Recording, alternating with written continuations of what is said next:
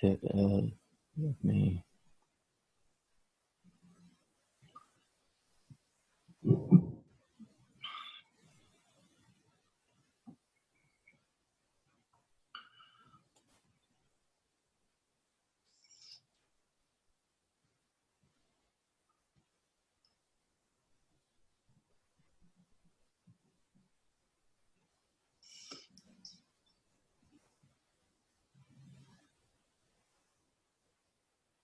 Okay.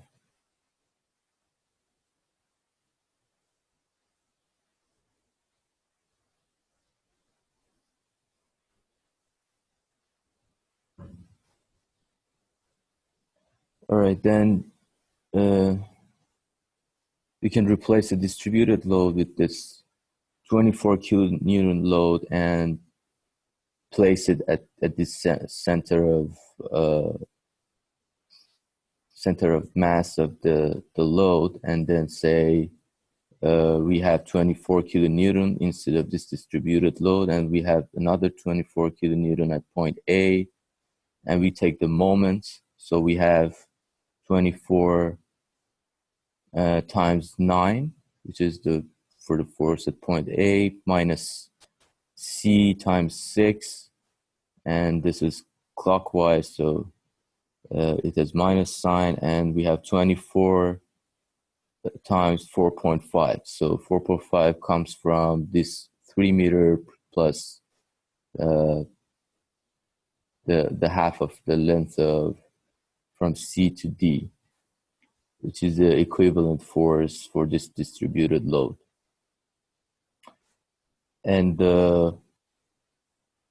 we write the equilibrium in y direction, and we get B minus 6 kilonewton. And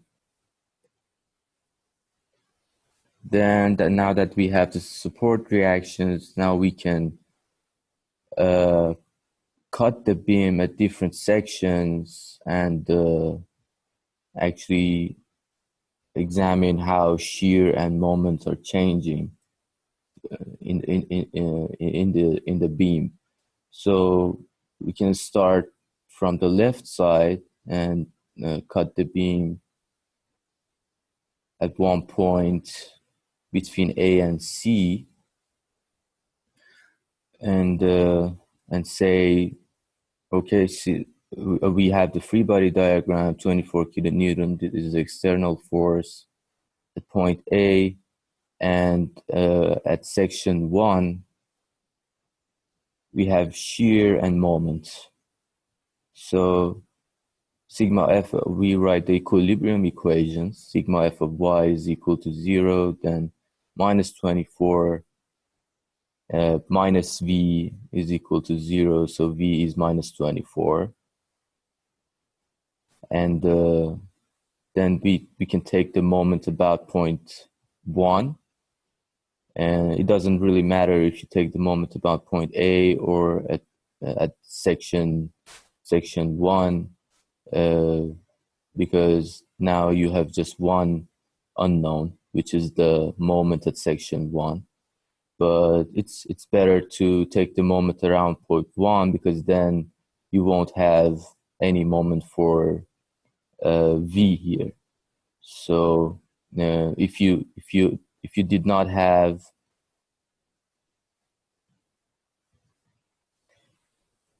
if you did not calculated the V before, like we had it here, then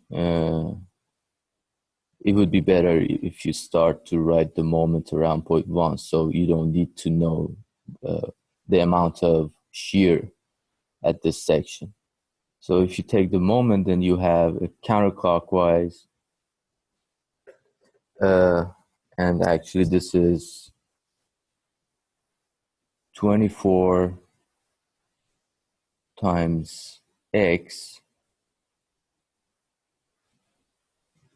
This is so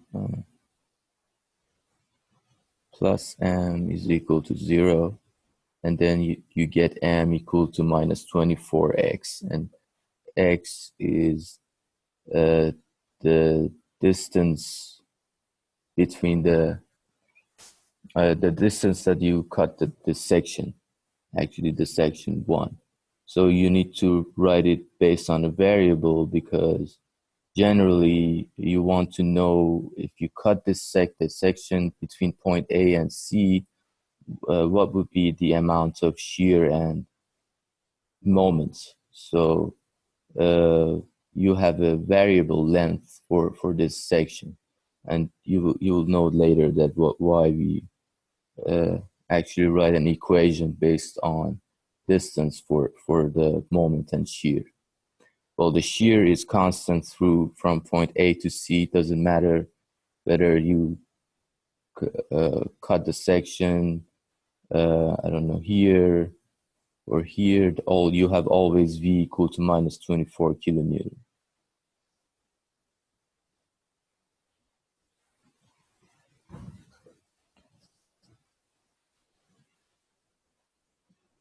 Okay. Then, all right, we can also have a section between point C and D.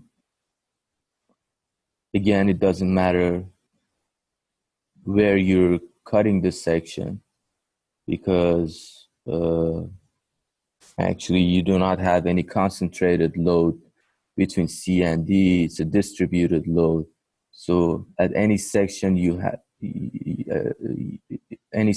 have from point C to D, then you're going to have a distance, and then you can calculate the distributed load at that distance, and so you have the total force or moment for that distance. But if you had, for example, concentrated load here, then you couldn't say that from C to D I can take any section and write the equation, because it would be different if you cut the section before this concentrated load or after that.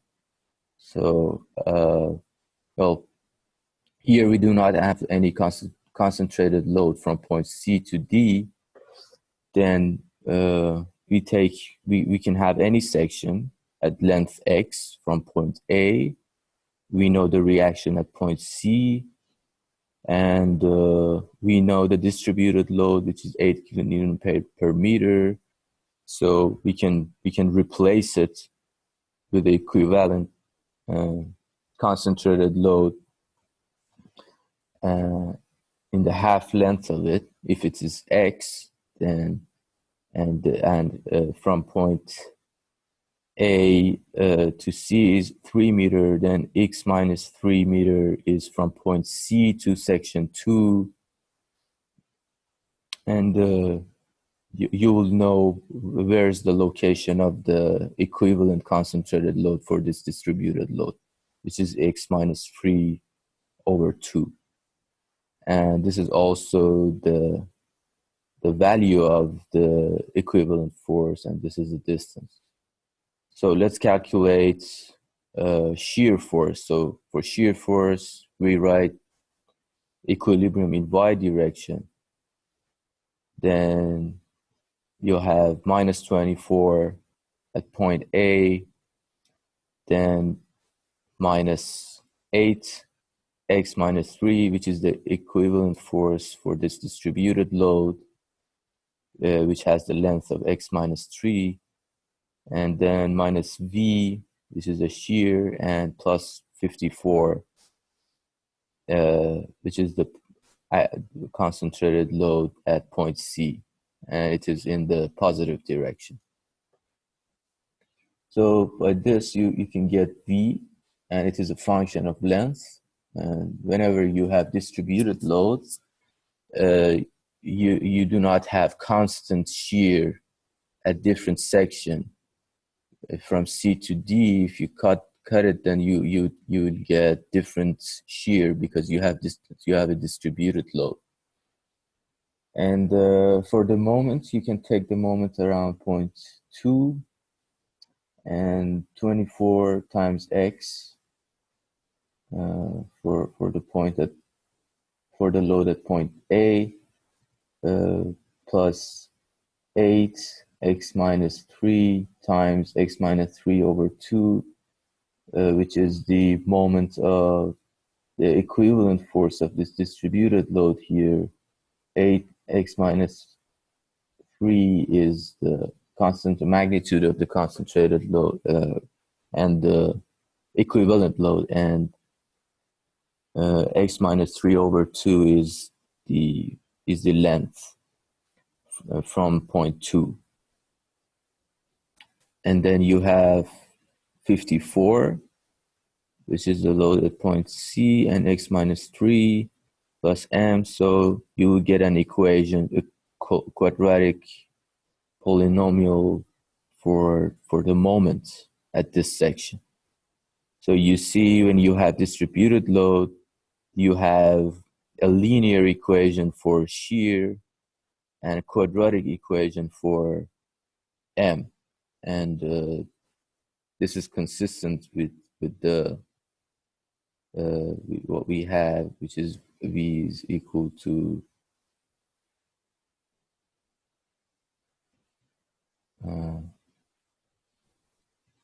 partial m over partial x.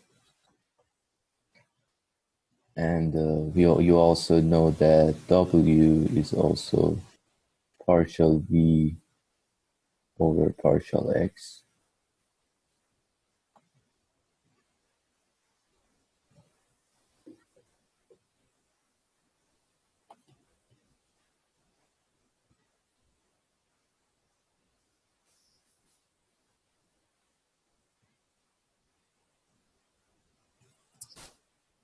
Okay, so this is the distributed load. If you have distributed load, then if you take the derivative from V, you'll get the amount of distributed load. So if you take the derivative, it would be minus 8 here.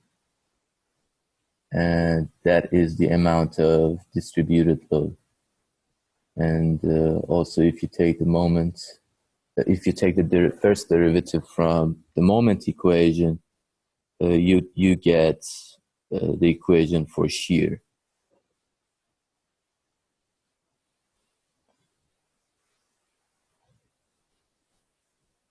Okay.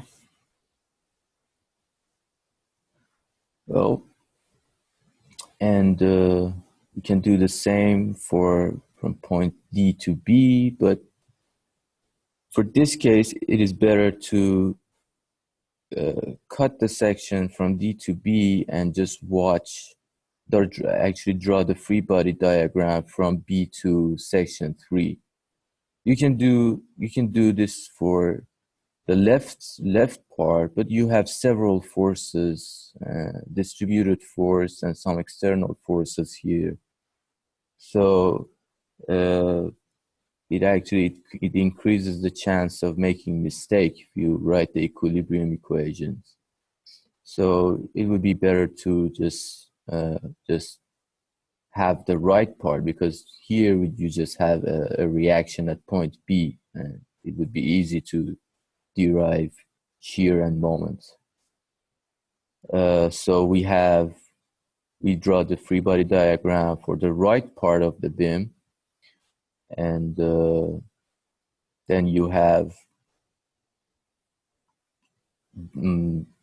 actually a reaction downward at point B that you derived before, 6 kilonewton, and you have the length, and don't forget to write the length, because in previous equations you wrote x based on the left side of the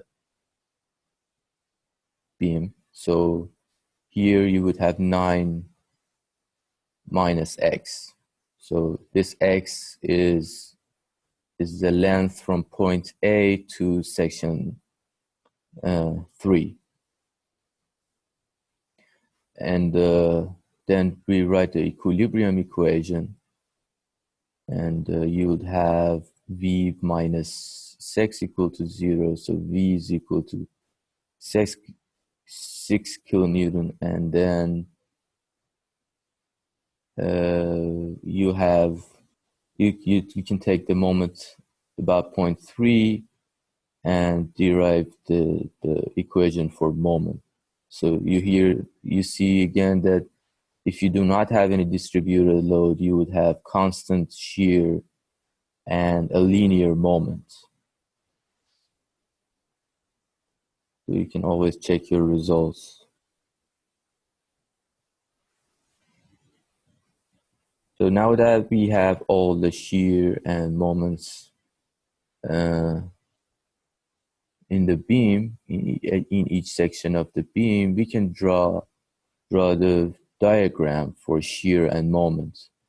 For the shear diagram, then you had V minus 24 from A to C, and at point C, well, you have a concentrated load, and the amount is actually, what was C? It is 54. So minus 24 plus 54 would give 30. And well, yeah,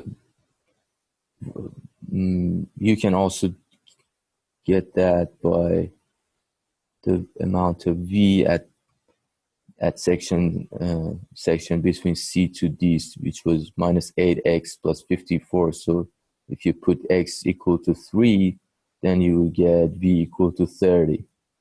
But you can always assume that, okay, from A to C, the shear is minus 24 and constant. And when you get to point C, you have a concentrated load, and it is in the positive direction. So you can shift the shear at that point by the amount of your concentrated load. So the concentrated load is equal to 54.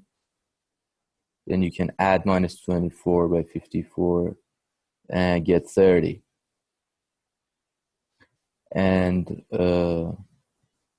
then you had the relationship for shear from C to D, which was minus 8x plus 54. So it is a linear equation, and the start point, it is 30, and you can calculate it for the end point if you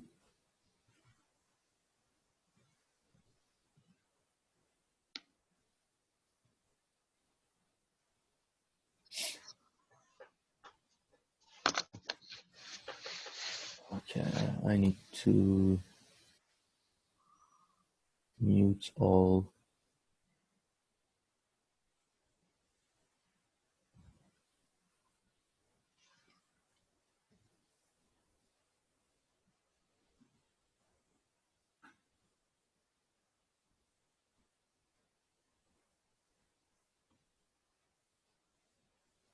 Okay.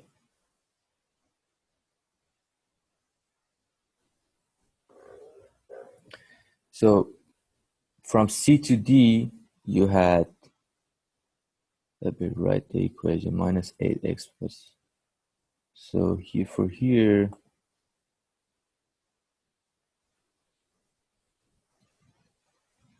you have minus 8x plus 54.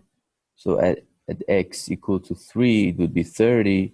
And then at x equal to 6, it would be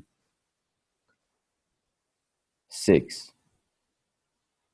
And, well, it is a linear equation, so you can draw a line between point C and point D. And, well, from D to B, well, apparently you do not have any concentrated load, and you do not have any distributed load, so it would be continuous at point D and would be constant from D to B. So you could either get this 6 from the value you got from the section at dB, which you derived 6 kilonewton for the shear at that point, and then you do not need to use this equation. So based on this diagram, the maximum shear would be 30 kilonewton at point C. Is there any question?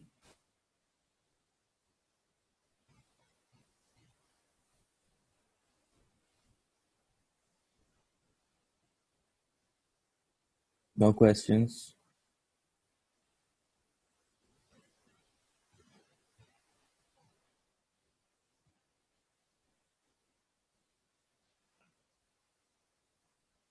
Okay, so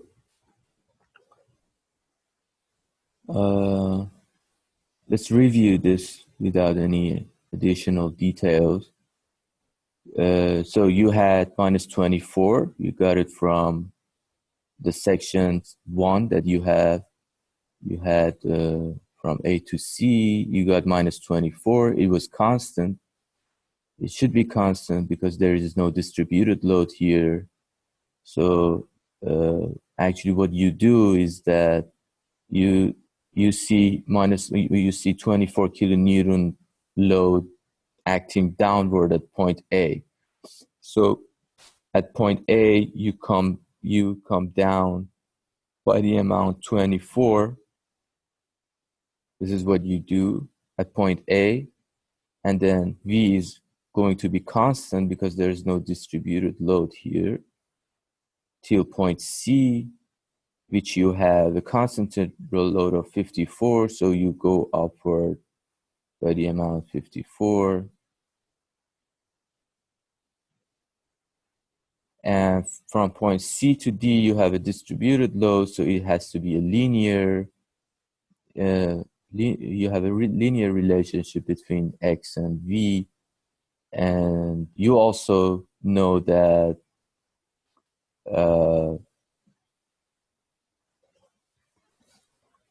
from the right side, the end point is going to be 6 at point B, because you can go upward 6 kilonewton here.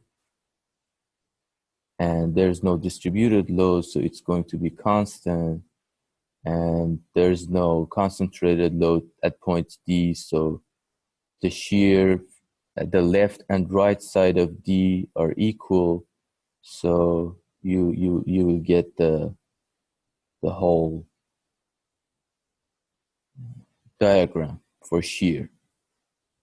So even without knowing the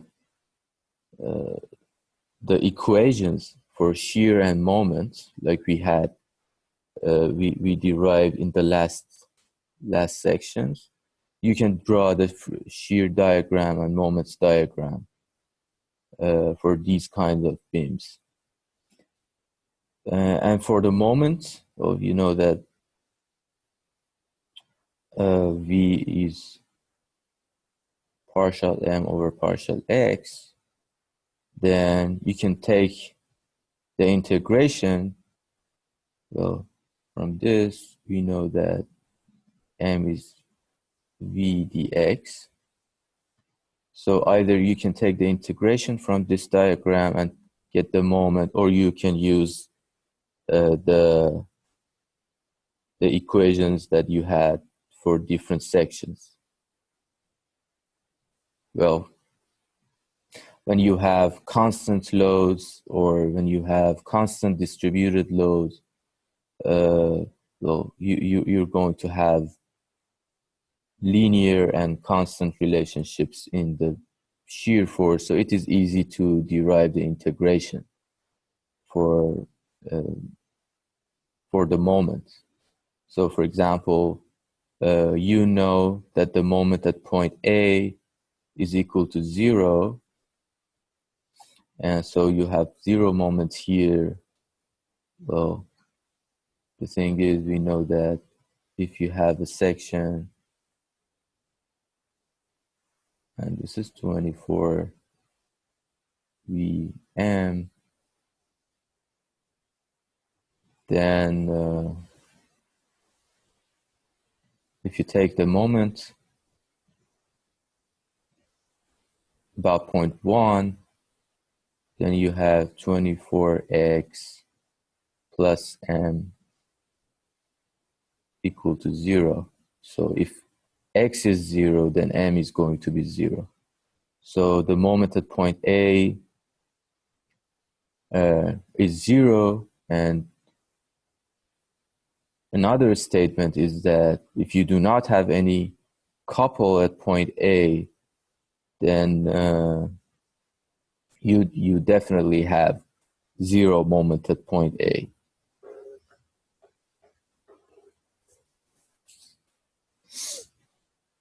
So you can start from 0, and then you have constant shear here, and you also have the relationship for moment from A to C, which was minus 24x.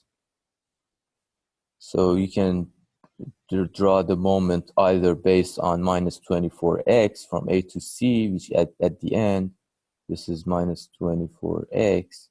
So if you put 3 meter instead of x, you get minus 72. And it is a linear equation, so you have to draw a line from A to C. Or you can, or without knowing the value of the equation, then you can say, okay, we have 0 moment here, and the area below this is minus 24 times 3, which equal to minus 72. So at the end, you have 72, and then you can draw a line between them.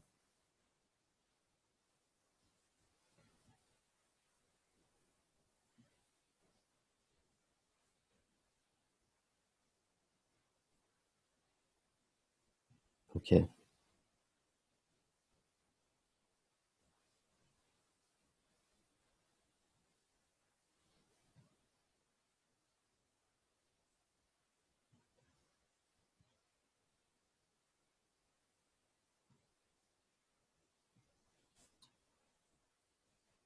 And then you have the equation from C to D, which was minus 4x squared plus 54x minus 198. Then you can actually put the amount of, we have 3 meter here and 3 meter here. So if you put 6 instead of x, then you will get minus 18 at point D, and this is a quadratic equation, so you have to draw it like a quadratic equation. It's not linear. And then from D to B, you have 6x minus 54, and so if you put x equal to 9, then you get 0 moment at point D, and there's no distributed load, and it is a linear equation, so you just draw the line between them.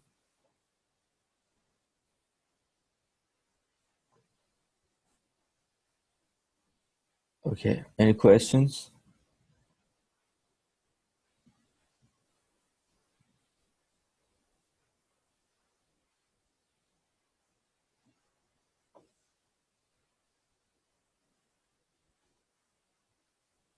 Everything's clear?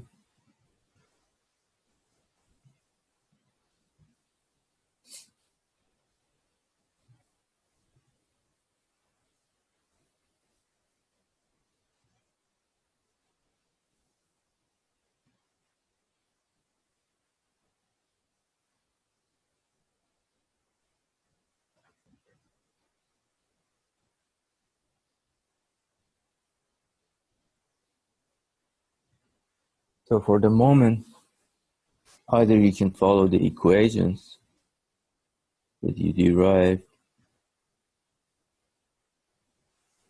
or you can take the integration from V and draw the diagram. Well, there's one important point here. At point D, you do not have any discontinuity in the slope, because slope in the moment is equal to shear, and the shear at point D on the left and right side are equal. So if you slightly go to the right, it is 6, and if you slightly go to the left, it is still 6. So the slope of the moment at point D does not change. So when you draw the quadratic from C to D and then you want to draw the line, you have to be careful that the slope at point D must be the same, yeah, at the left and right side.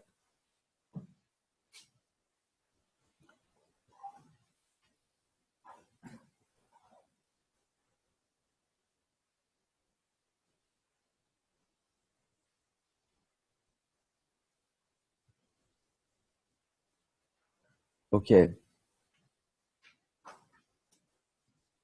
Let's go to next question. Here we have a simple beam, 2 supports, 1 roller at point A and a pin support at point B, and you have 2 external elements at points C and B, and you have 2 concentrated loads there. So the question asks us to determine the shear and bending moment in element AB, in beam AB. So like before, we have to first derive the reaction forces. So we draw the free body diagram. You do not have any horizontal force, so Bx is equal to 0. And you can take the moment about point A and evaluate B. So this 120 Newton is along the line, vertical line at point A. So it does not contribute to the moment equation. And you just have By times 0.4 meter and 120 Newton point 2. But the first one acts counterclockwise, so it is positive. The second one is acting clockwise, and it's negative. So you derive By 60 Newton. You don't have any horizontal contributions from the external load, so Bx is equal to 0. And if you write the equilibrium for the y direction, you get a y 180 Newton. Yeah, because here we are not interested to see the internal load in these 2 elements. We are just interested to see what happens in beam AB. Then you can replace. Actually, you can draw the equivalent force couple for those 2 forces. So you had something like this here. And then you had the load. So if you take the moment about point C, you can move this force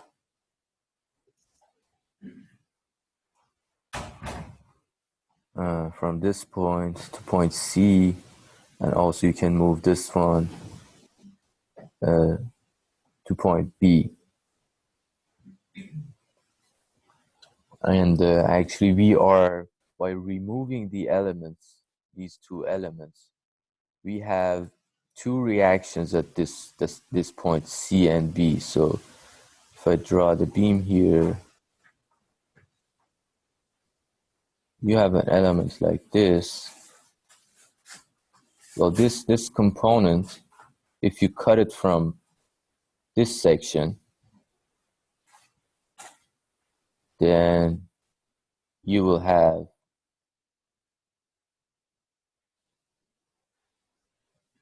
an actual load and a moment. So you have for both of this. So actually I am disregarding this component here, and instead I draw the forces at the point of connection.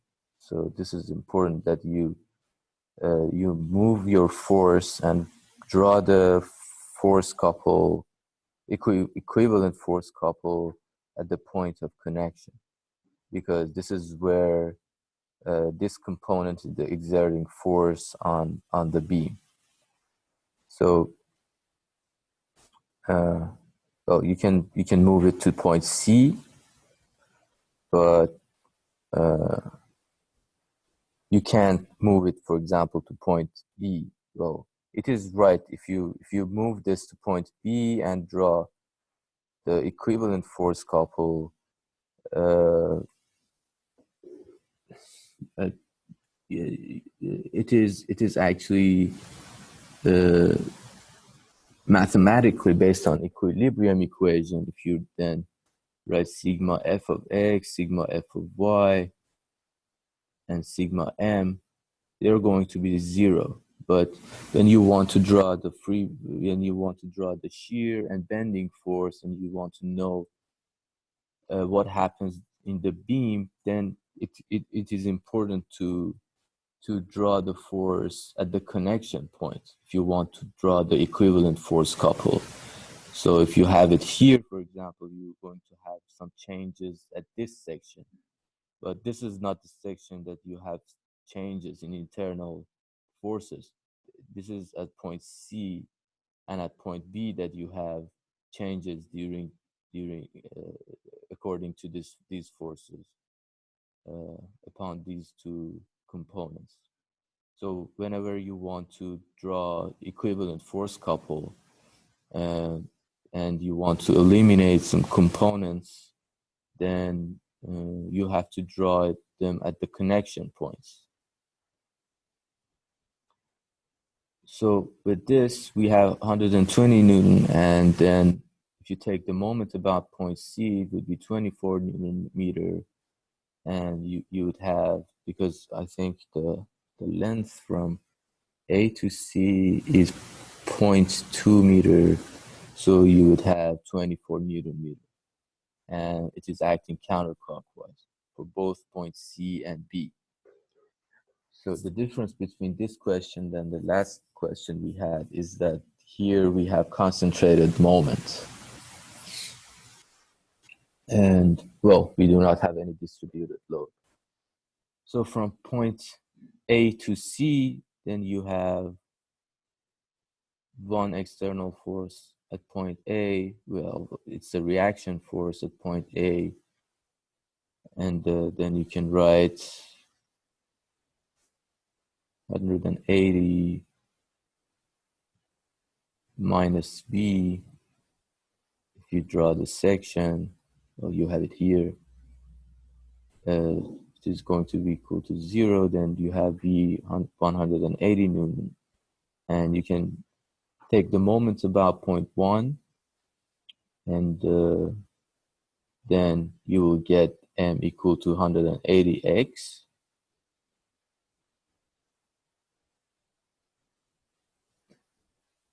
If the length from the section 1 to point A is x.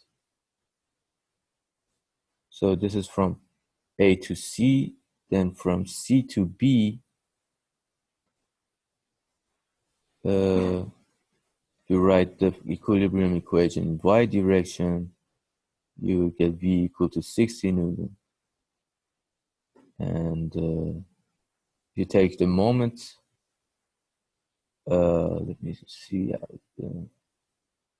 if you take the moment about this point, the point that you cut the section, then you have one moment from force at A, which is this, and then you have a concentrated moment, which is a couple, and then you have 24 Newton meter counterclockwise, so it's positive, and also you have a concentrated load acting downward at point C, so it is counterclockwise, so the distance is also x minus 0.2 meter, and plus m at the section is going to be 0.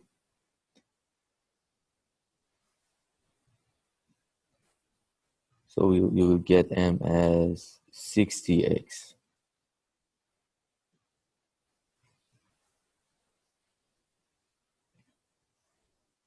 Is there any question?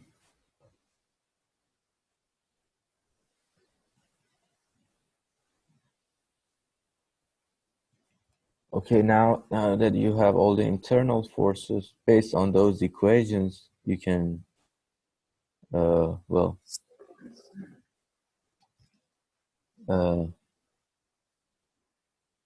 the standard procedure is that you draw the diagram of the beam, you draw the free body diagram, and then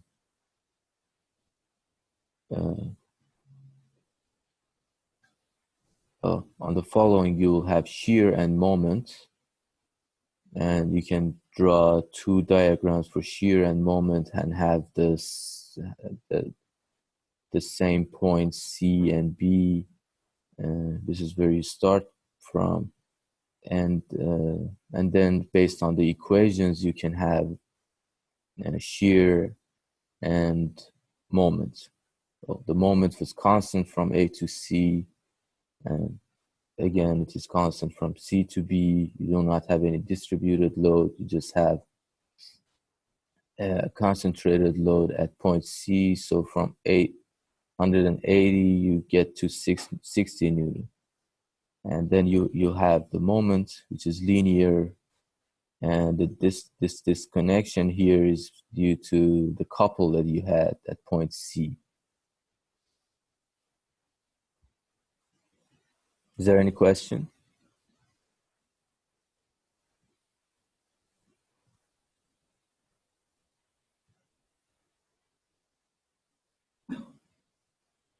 Okay, let's have a quick review of the second moment of inertia. You know that about axis X, you have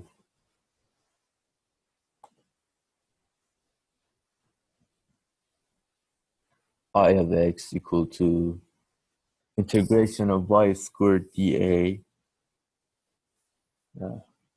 and this is for I of Y about axis Y. And you also have polar moment of inertia, which is equal to integration of R squared dA.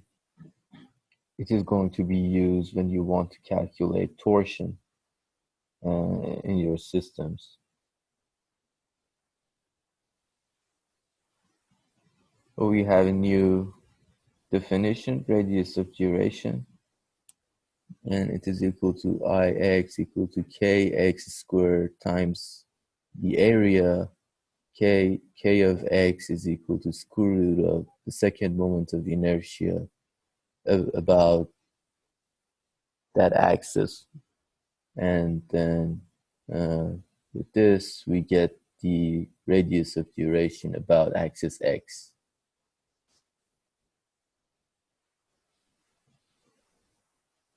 So when you have a composite area and you want to calculate the moment of inertia, you have to calculate the moment of inertia for each of the components and then sum them up to get the total moment of inertia. So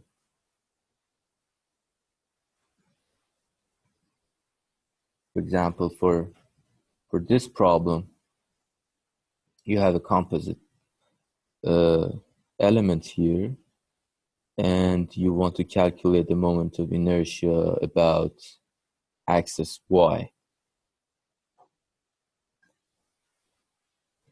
So you can say that originally you had a full rectangle and call that area 1, and if you cut area 2 and 3 from the whole rectangle, then you will get the elements you have here. So you can say that the total moment of inertia about axis y is actually the moment of inertia of component 1, which is the full rectangle, minus moment of inertia of component 2 minus moment of inertia of component 3. And well, you have also the same for the area. The area of the element is the total area of the rectangle minus these two voids here.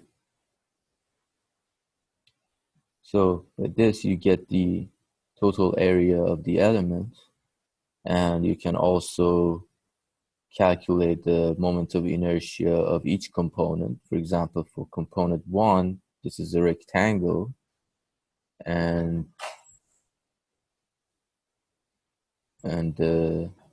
based on this table for the rectangle, if you coordinate system is x prime, y prime, which is the coordinate system here, you'll have 1 over 12 b cubed times h. So you replace the length here, 1 over 12, 6 is b, which is actually the length from here to here, and then you have h, which is 5 inches.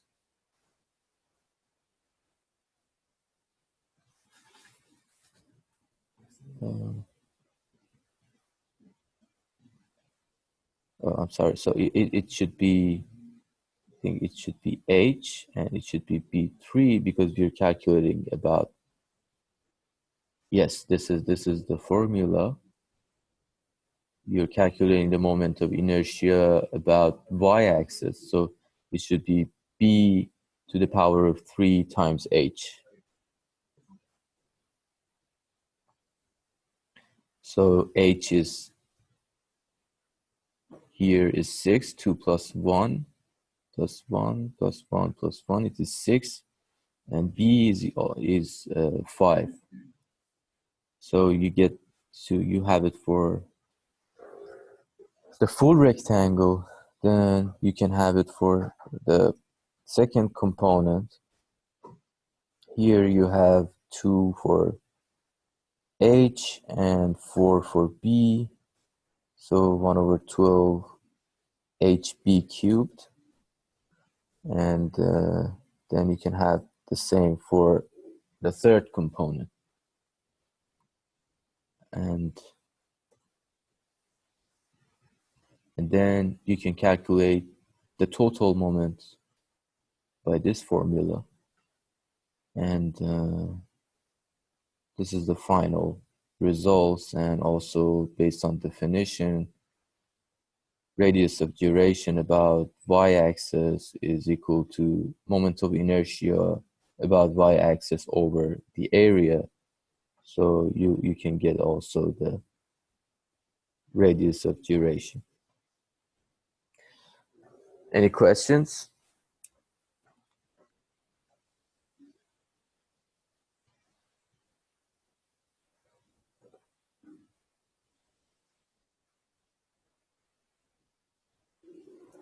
Okay, let's call it a day.